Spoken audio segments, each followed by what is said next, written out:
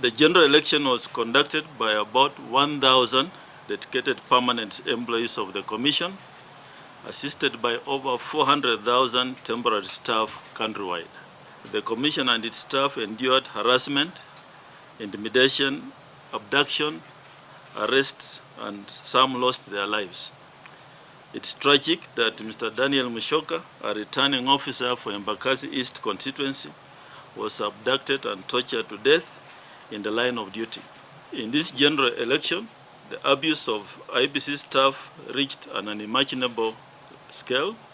Apart from the 2 deaths, the Commission and staff suffered other atrocities, including, but not limited to, assault and injury of the chairman, Commissioners Professor Abdi Gulier and Boya Molu, and the Commission Secretary and Chief Executive Officer Mr. Marjan Hussein at the National Tallying Center during the declaration of results.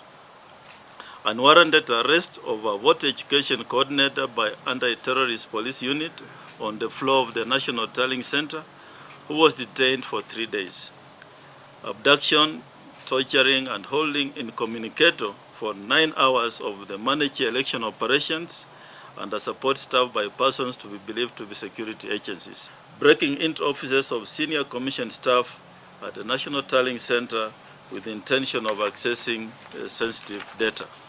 Working for IEBC should not be a death sentence. Therefore, the Supreme Court judgment today is a testimony that the Commission conducted a free, fair, transparent, and credible general election that met the democratic aspirations of the people of Kenya.